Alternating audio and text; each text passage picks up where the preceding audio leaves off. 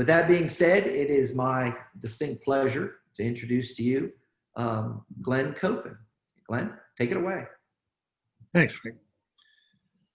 So the title that I selected for this, Capturing Business Before It Captures You, and a lot of the audience is familiar with this. The idea that capture is part of a larger business development process. We'll talk a little about that as well, but the capture area of business development seems to not get the attention a lot of times that I believe it needs. So we'll look at some specific things here that we think can help take a burden off as you proceed down the business development process. So next slide. So we'll talk about the context and definition. What are critical questions that you need to ask during the capture process? How to get ahead of the game, some specific actions that you can take, and then wrap up in questions at the end, as Frank said. So next slide. So as I said, capture is part of an overall business development strategy, which is part of a corporate strategy. Capture is a focus on a specific opportunity or pursuit and can include a wide variety of things. We say here it provides a process and activities to qualify that opportunity to determine go, no-go decisions, or typically what are called gate reviews.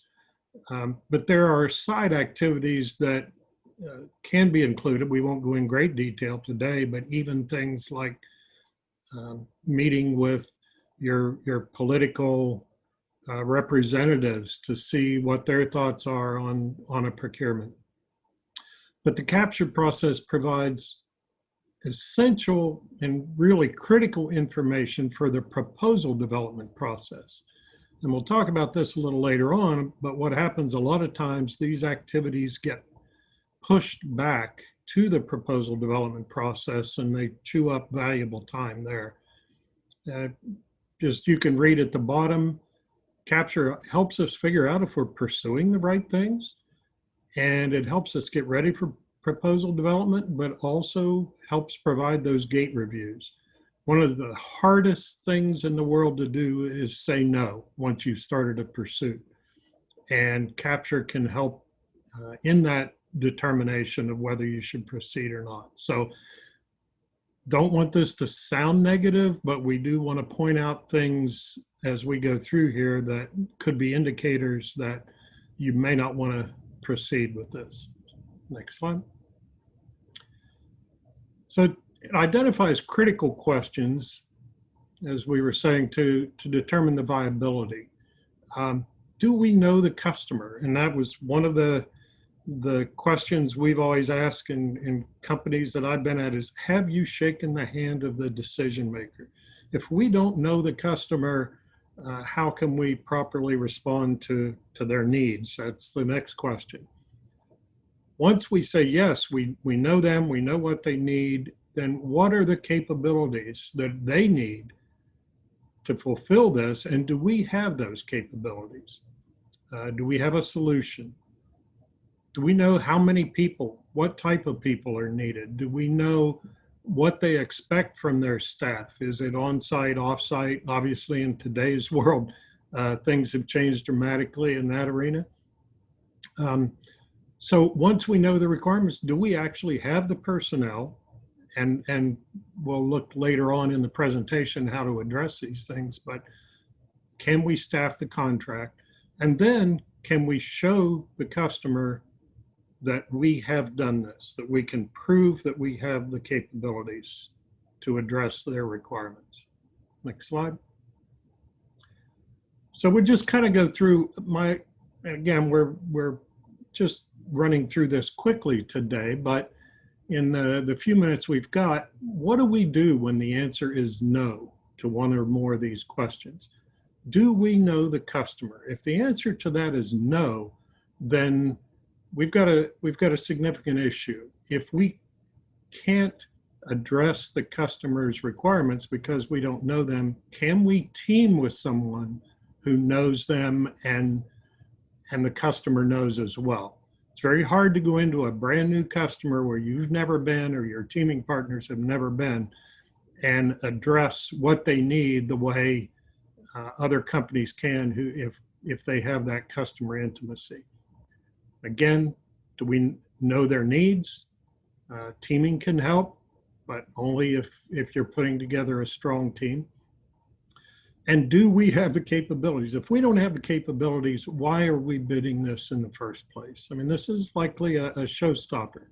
Again, unless we have some teaming partner that has come to us and said, we've got every capability, we know the customer, and in the government contracting world, you guys know how this works. Sometimes they can't bid because of socioeconomic status or size standards. So there are situations where you can go in without you having that intimate customer knowledge, but someone on the team has to have that. Next slide. Do we know the staffing requirements? And this will eventually lead to Corine's presentation. How can we build a pricing model? How can we build a basis of estimate if we don't know the number and type of staff that they need? Again, if we don't know the requirements, it's very hard to pull numbers out of a hat that are going to be accurate. We're either going to overestimate or underestimate. Let's assume we've said yes to all the previous. Do we have the personnel? No. Okay, the answer there obviously is to have the robust recruiting effort to be able to bring in the personnel. Again, maybe teaming members have those personnel, but as we've come this far, if we've said yes to everything prior to this, then recruiting becomes the critical focus of being able to bid and win this work. And then finally, can we prove that we've done this?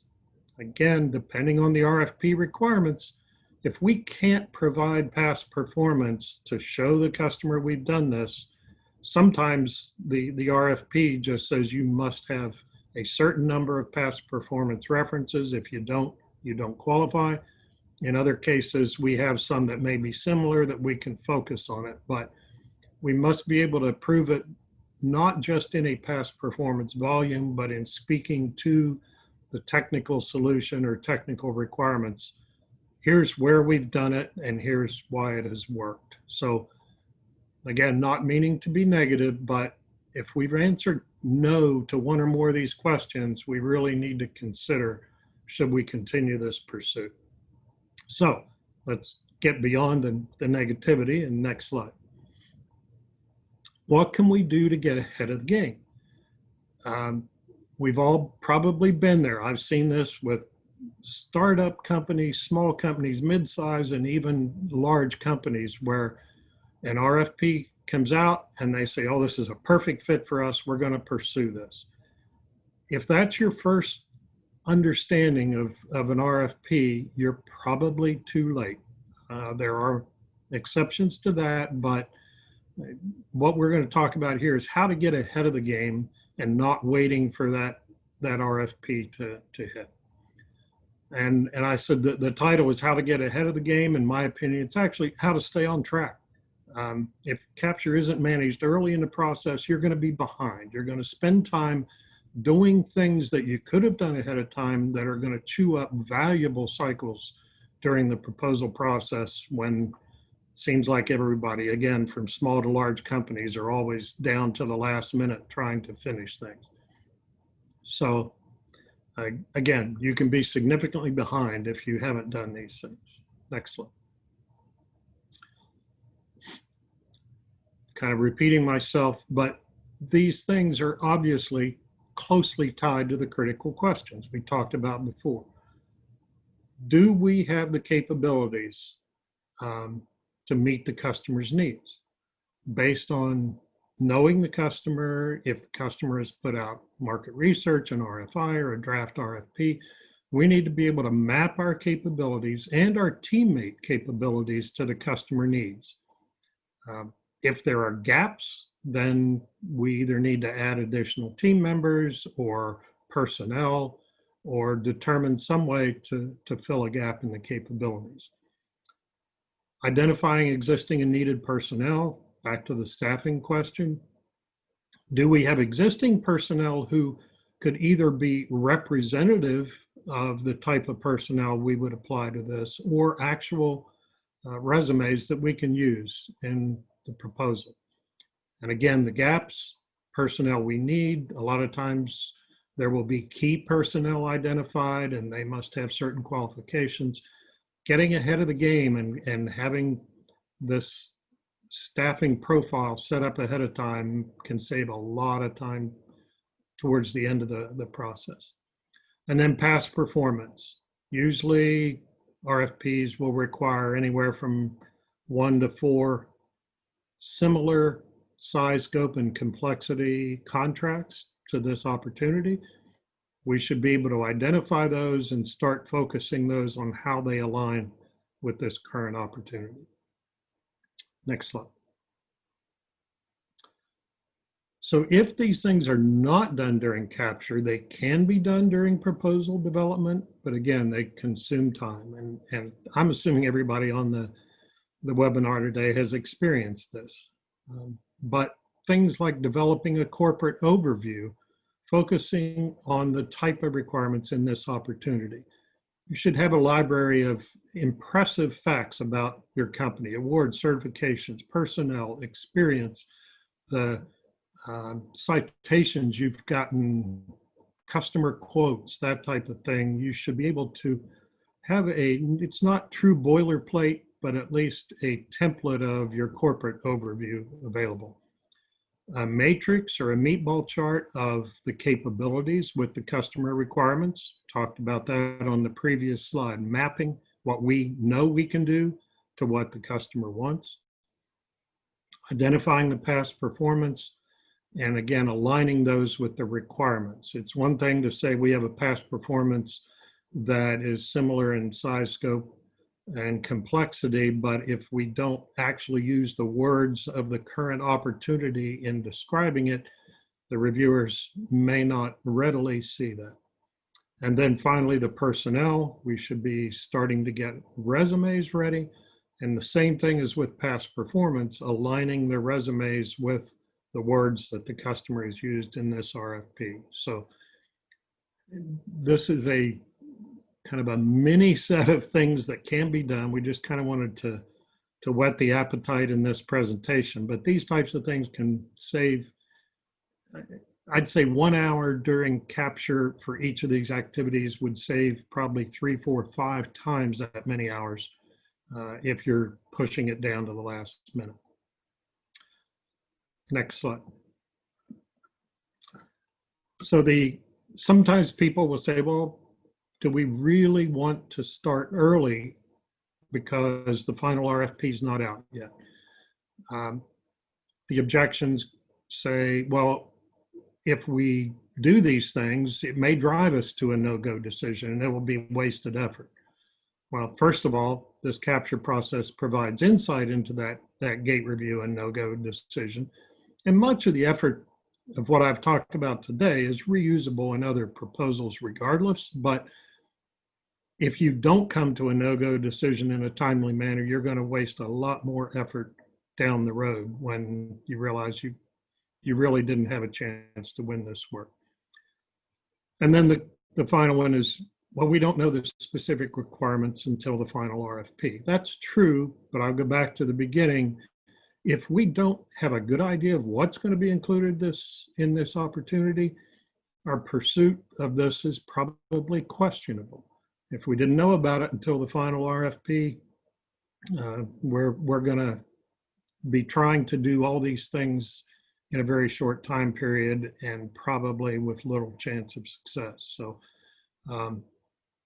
being ahead of the game, and again, this is just a subset of the things that can and should be done during capture, but being ahead of the game in these areas would save a lot of time, probably a lot of headache and a lot of effort on the road. So next slide.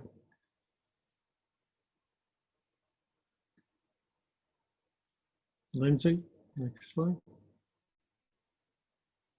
Sorry. So I don't know if there's any questions that anyone has during chat, or again, as Frank said, you can email us. You probably got phone numbers. You could call or text later. But again, we just wanted to provide a little subset of the types of things that need to be done during capture, the types of things that Forge can help do during capture if needed, and again, providing guidance on how to be, I'm going to say, on track and not fall way behind and trying to catch up during proposal development. So thank you, guys. This will lead into Corine's presentation. And again, hers is very specific to developing basis of estimate for pricing. So Corine, I'll turn over to you. Thanks, Glenn. Great information. Appreciate you sharing it. I'm Corine Alexander, a senior strategist here at Forge, and I would like to talk about basis of estimate, or BOEs, with you guys briefly today. Next slide. So I'd like to go over what's the definition of a BOE, why it's important, and some actions you can take now. So a BOE is simply an explanation and justification of your estimate to do the work. It's your documentation showing what your thought process was, your approach, and your rationale that you use to arrive at the estimate being proposed. It's all the logic behind your numbers is what it is. It's the rationale method, data, and calculations used to estimate the resources required to perform the work. It's your proof. You know, how did you arrive at those hours? Next slide, please. So why is it necessary? You know, you might say, that seems like a lot of work. Why do we need to include all of that justification? Well, on a large government federal procurements, most of those generally require it. So these larger opportunities that you're pursuing, they want that included. And even if a proposal that you're working doesn't require it, it is probably an important and good thing to include to strengthen your overall bid. And it really proves to the customer that you know what you're talking about and you have legitimate estimates to do the work. If it is for new work scope on an existing contract, it helps to prevent scope creep, you know, from the customer having expectations of you doing things outside of what was agreed to. Also, internal management may require it.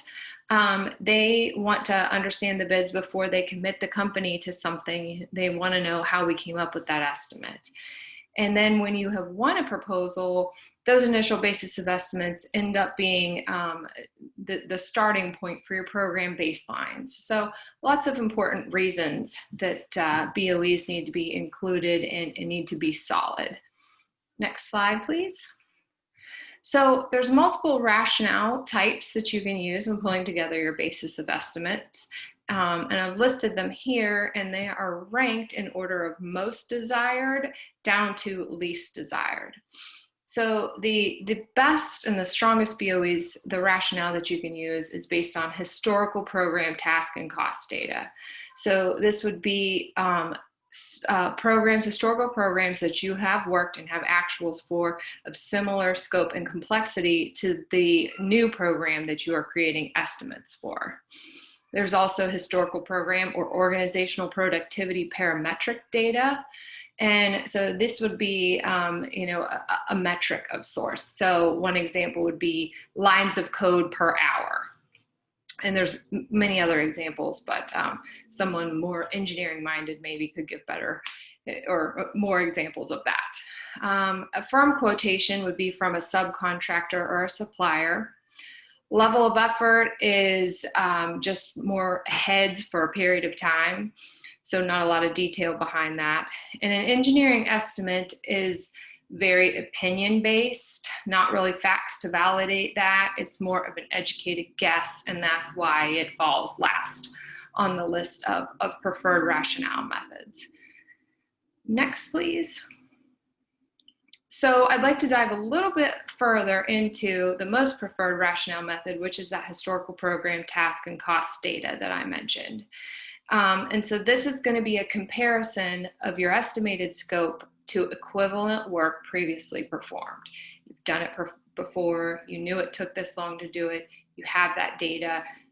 That's your strongest way to prove your estimate.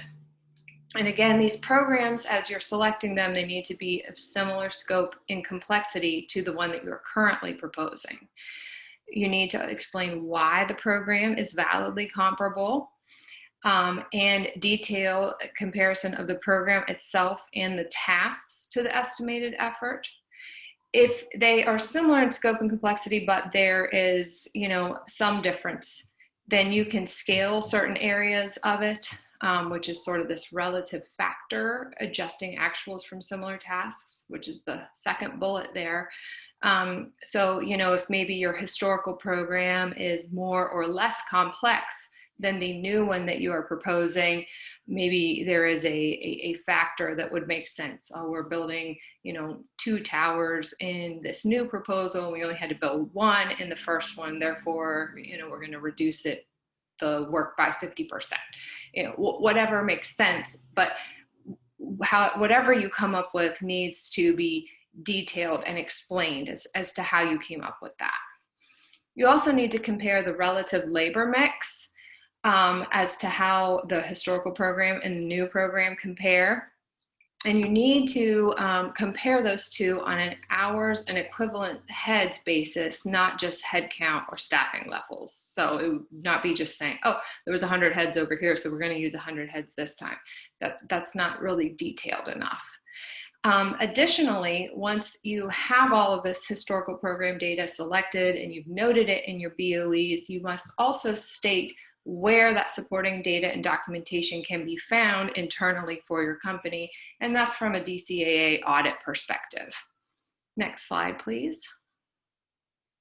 So all of that being said, what can you start doing now to build your own library and repository of all this great BOE historical data?